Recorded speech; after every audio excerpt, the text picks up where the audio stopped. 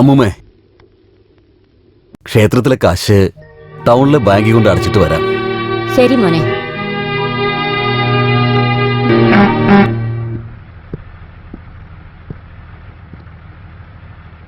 ചേട്ടാ നമസ്കാരം. നമസ്കാരം.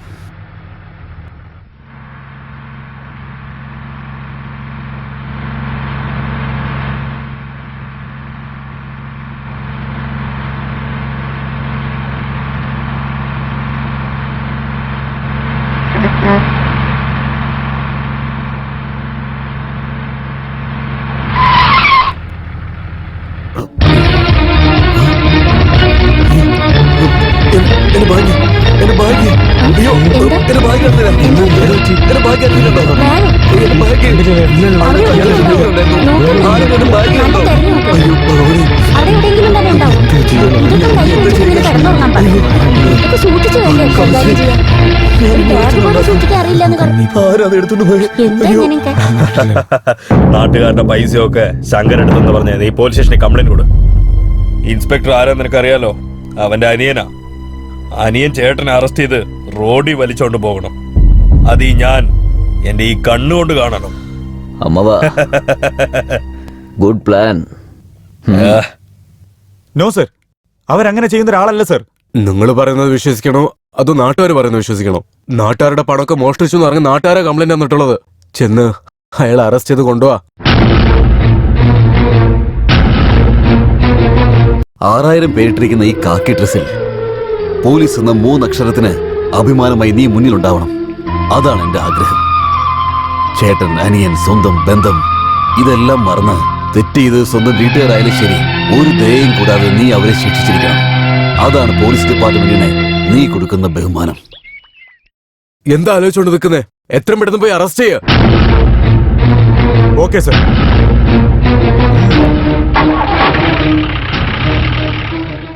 ഇനി എത്ര നാളത്തേക്കാണ് ഈ പണം കളവുപോയതിനെ കുറിച്ച് ആലോചിച്ചോണ്ടിരിക്കുന്നത് ശങ്കര? നമുക്കൊരു വഴി കാണിച്ചു തരുന്നേ. ആ ദൈവം നമ്മളെ കൈവിടൂലടാ.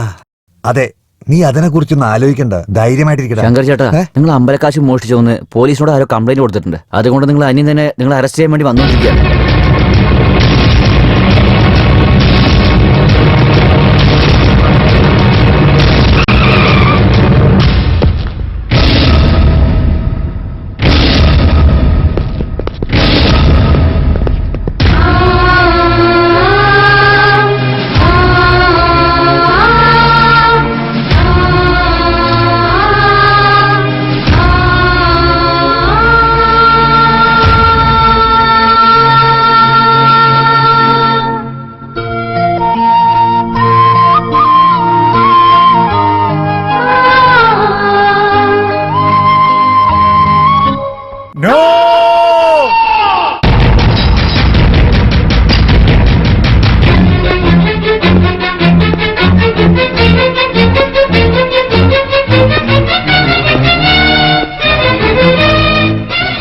മനുഷ്യനായിട്ട് ജനിച്ച ഓരോരുത്തർക്കും മനസാക്ഷി എന്ന് പറയുന്ന ഒന്നുണ്ട്.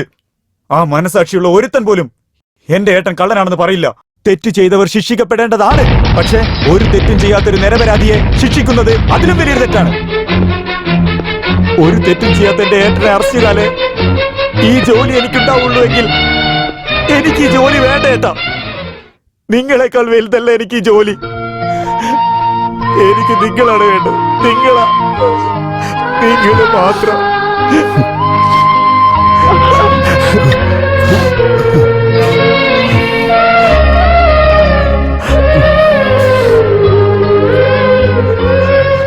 സ്നേഹം തുളുമ്പുന്ന പൂമകളോ, സ്നേഹം തേടും തേനോ, നീ തേടുന്ന വർണ്ണമോ, അമ്മതൻ സ്നേഹം പുൽകുമോ?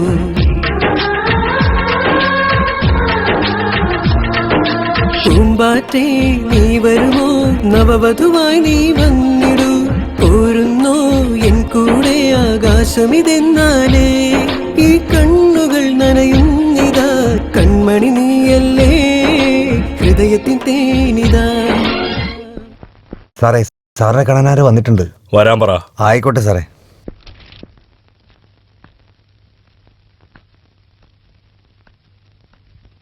നമസ്കാരം സാർ. ഇരിക്കൂ. കുഴപ്പമില്ല സാർ. കുഴപ്പമില്ല, ഇരിക്കൂ. എന്താ കാര്യം? അന്ന് സാറിന്റെ കമ്പനി ചോദിച്ചില്ലേ, ഞാൻ നിങ്ങൾക്ക് തരാൻ തയ്യാറാണ്. അതിന് പകരം നിങ്ങൾ എനിക്ക് 5 ലക്ഷം തന്നാ മതി. എന്തിന്? നിങ്ങളുടെ കമ്പനിയൊക്കെ നന്നായിട്ടല്ലേ പോകുന്നത്? എല്ലാം നന്നായിട്ട് തന്നെ പോകുന്നുണ്ട്. പക്ഷേ എന്റെ കുടുംബം ഇപ്പൊ ഒരു പ്രശ്നത്തിലാ. എന്റെ ചേട്ടനൊരു പ്രശ്നത്തിൽ പെട്ടിരിക്കുക. അദ്ദേഹത്തെ രക്ഷിക്കണമെങ്കിൽ എനിക്ക് 5 ലക്ഷം ആവശ്യമാണ് സാർ. ചേട്ടൻ സാർ. പോയി 5 ലക്ഷം ക്യാഷ് കൊണ്ടുപോവാ. ശരി സാറേ. നിങ്ങൾക്ക് പൈസ തരാം, പക്ഷെ നിങ്ങളുടെ കമ്പനി വിൽക്കേണ്ട. അന്ന് നിങ്ങൾ നിങ്ങളുടെ കുടുംബത്തിനെ കുറിച്ച് പറയുമ്പോ ആ കുടുംബത്തിനെ കുറിച്ച് ചില ആൾക്കാരുടെ അടുത്ത് ഞാൻ ചോദിച്ചു. എല്ലാ ചേട്ടനനിയന്മാരെ രാമലക്ഷ്മണൻ പോലെയാ. പക്ഷേ ചില സമയത്ത് അവർക്കുള്ളി ഒരു പ്രശ്നം വന്ന് പിരിഞ്ഞു പോയേക്കുവാ. ശരിക്കുള്ള രാമലക്ഷ്മണനൊക്കെ ആണെങ്കിൽ നിങ്ങളുടെ കുടുംബത്തിനെ കണ്ടാൽ മതി. നിങ്ങളുടെ ചേട്ടനനിയന്മാരെ കാണണം. അപ്പോഴേ അറിയൂ ശരിക്കുള്ള രാമലക്ഷ്മണൻ എങ്ങനെയായിരുന്നു എന്ന്. അവരുടെ കുടുംബത്തിലൊരു പ്രശ്നം വരുമ്പോൾ എന്റെ മനസ്സ് കേൾക്കുന്നില്ല.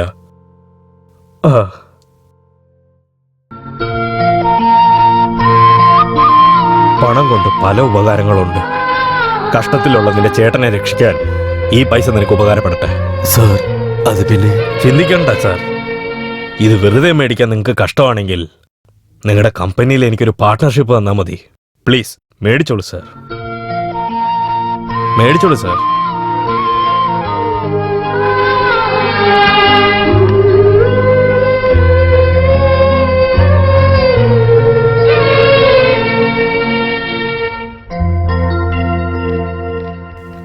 ഇതാ എന്റെ ചേട്ടൻ തരാനുള്ള 5 ലക്ഷം രൂപ പണം. അല്ല മോനെ, ചേട്ടൻ അനുജനായ മാത്രം മതിയോ? ഭാര്യയ്ക്കൊരു നല്ല ഭർത്താവ് ആകണ്ടേ? നീ ഇങ്ങനെ ജോലിയും കളഞ്ഞ് വന്നു നിന്നാലേ ആ കൊച്ചെന്നെ പറ്റി എന്താ കരുതുക? അങ്ങനെ ചിന്തിച്ചാൽ എങ്ങനെയാ ഏട്ടാ? ഇത്രയും വർഷം നോക്കി വളർത്തിയ ചേട്ടനെ അറസ്റ്റ് ചെയ്താൽ ഞാനാണെങ്കിൽ അങ്ങനെ കരുതും. ഇവരിപ്പോൾ ജോലി ഉപേക്ഷിച്ചത് എനിക്ക് സന്തോഷായി. ഇതില്ലെങ്കിൽ മറ്റൊന്ന് കിട്ടും. നീ ആള് കൊള്ളാലോ. ഭാര്യയെ നല്ല കാര്യങ്ങളൊക്കെ പറഞ്ഞു പഠിപ്പിച്ചിട്ടുണ്ടല്ലോ. What is this? എന്തിനാ നിങ്ങൾ റിസൈൻ ചെയ്യുന്നത്? Too bad. പോലീസുകാർക്കൊക്കെ സെന്റിമെന്റ്സ് ഉണ്ടാവാൻ പാടില്ലെന്ന്. It's a formality. നിങ്ങളെപ്പോലെ നല്ല ഓഫീസേഴ്സിന്റെ സേവനം നമ്മുടെ ഈ പോലീസ് ഡിപ്പാർട്ട്മെന്റിന് ആവശ്യമുണ്ട്. So there is no chance for accepting your resignation. നാളെ എന്തായാലും ഡ്യൂട്ടിക്ക് വന്ന് റിപ്പോർട്ട് ചെയ്യണം. You may leave now. Please വാങ്ങിക്കോളൂ. Thank you sir. ഗുഡ്.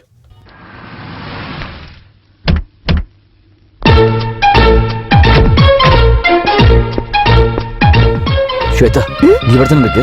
ഞാൻ അകത്ത് പോയി എൻ്റെ ഏട്ടനോട് സംസാരിച്ചിട്ടേ പിന്നെ നിന്നെ കൊണ്ടുപോകാം. ശരി.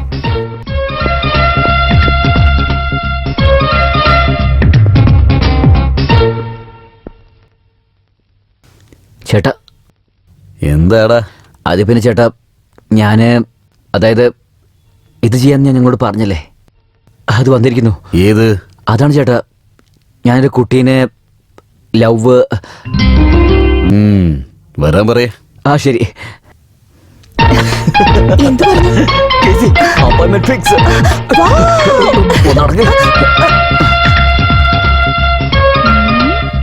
അകത്തേക്ക് വാ.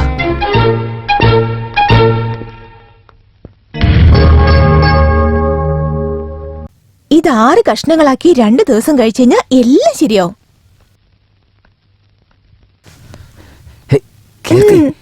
ചേട്ടനോട് നമസ്കാരം പറയും. നമസ്കാരം. ഇതെന്താ വല്ലാത്തൊരു നമസ്കാരമാണല്ലോ അത്. അതുവരെ ചേട്ടാ, ബഹുമാനമാണ്. ഇവള് മൂത്തോരെ കണ്ട ഒരുപാട് ബഹുമാനിക്കും, അതുകൊണ്ടാ അല്ലേ? അല്ല, നിന്റെ പേരെന്താ? കീർത്തി. ആ, കേട്ടില്ല. കീർത്തി ചേട്ടാ, കീർത്തി. ഈ ലോകത്തിലെ വിശ്വസുന്ദരി ക്ലിയോപാട്രയെ കണ്ടിട്ടുണ്ടോ? എങ്കിൽ അതാണ് ഈ ഞാൻ. കള്ളം. നിന്നെ പ്രേമിക്കുന്ന പെൺകുട്ടി ലോകത്തിലെ വിശ്വസുന്ദരിയായ ക്ലിയോപാത്രയാണ്. ഇവരാണോ നിങ്ങളുടെ ഏട്ടൻ? അതെ. എന്താ? അല്ല അല്ല, എന്ത് പറ്റി? എന്തിനാ കരയുന്നേ? ഇവരെ നിങ്ങളുടെ ഏട്ടനാണെന്ന് അറിയാതെ ഞാൻ അറിയാതെ? അന്ന് ഞാൻ ക്ലിനിക്കിൽ വന്ന ദിവസം ബഹുമാനില്ലാതെ ഞാൻ ഇവരോട് സംസാരിച്ചു. നിങ്ങളുടെ നിങ്ങളുടെ ഏട്ടന് എന്നെ തീരെ ഇഷ്ടാവില്ല. ഈ കല്യാണം ഒരിക്കലും നടക്കില്ല. നിങ്ങളുടെ ഏട്ടന്റെ ആ നോട്ടം തന്നെ കണ്ടില്ലേ? വില്ലനെ പോലെ എന്നെ നോക്കുന്ന ഇവർ നമ്മുടെ കല്യാണത്തിന് സമ്മതിക്കില്ല. ഞാൻ എത്രയധികം ആഗ്രഹിച്ചതാ. കീർത്തി, എല്ലാം ഒരു മിനിറ്റ് തകർന്ന് തരിപ്പണായി കീർത്തി, കഴിഞ്ഞു. നിൽക്കാം, കീർത്തി. ഇതൊന്നും നടക്കാൻ പോകുന്നില്ല. കരയല്ലേ? ഞാൻ പറഞ്ഞ കേക്ക്, ധൃതി പിടിക്കല്ലേ? വേണ്ട, നിങ്ങൾ മറ്റൊരു പെണ്ണിനെ കല്യാണം കഴിച്ച് സന്തോഷത്തോടെ ജീവിക്ക്. അറ്റ്ലീസ്റ്റ് ജനിക്കുന്ന കുഞ്ഞിനെങ്കിലും എന്റെ പേര് വെച്ചാ മതി, കീർത്തിന്ന്. കീർത്തി, കീർത്തി. സുബ്രഹ്മണ്യ, അവള് സുന്ദരിയാണെന്ന് പറ. അവൾ ഈ വീടിന് മരുമകളായി വരാൻ എനിക്ക് സമ്മതമാണ്. പക്ഷെ ഒരു കാര്യം, ഒരു ഗുളികയെ 6 കഷ്ണമായി ഭാഗിച്ച് 2 ദിവസം കഴിക്കണം എന്നുള്ള നിർദ്ദേശം വിട്ടാൽ മാത്രം.